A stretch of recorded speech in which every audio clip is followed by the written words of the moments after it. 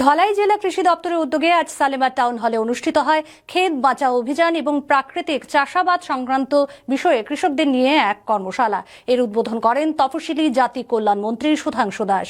অন্যদের মধ্যে ছিলেন জেলা সভাধিপতি সুস্মিতা দাস, বিধায়ক মনোজ কান্তি দেব, স্বপ্না দাসপাল, সহকারী সভাধিপতি অনাদি সরকার প্রমুখ।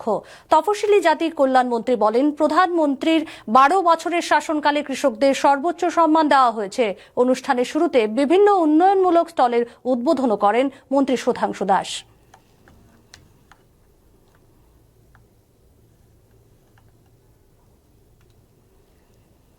মাননীয় প্রধানমন্ত্রী নরেন্দ্র মোদীজির নেতৃত্বে দেশব্যাপী পিছিয়ে পড়া মানুষ, সমাজের অন্তিম ব্যক্তির উন্নয়নের জন্য এই সরকার প্রতিনিয়ত অনেকগুলি অভূতপূর্ব পরিকল্পনা কিংবা সুবিধা মানুষের জন্য নিয়ে এসেছে। 2014 থেকে 2026 এই গত 12 বছর মাননীয় প্রধানমন্ত্রীজির বিশ্বাস, বিকাশ এবং জনকল্যাণের যে অভূতপূর্ব 12 বছর, এই সময়ের মধ্যে আমরা দেখেছি, আমরা সাক্ষী হয়েছি যে কৃষকদেরকে অবহেলা করা হয়েছিল এক সময়, যে কৃষকদেরকে পেছনে ফেলে দেওয়া হয়েছিল এক সময়, সেই কৃষকদের সর্বোচ্চ সম্মান দিয়ে কিভাবে তাদেরকে সামনের দিকে এগিয়ে নিয়ে যাওয়া যায় তার জন্য এই সরকার কাজ করে।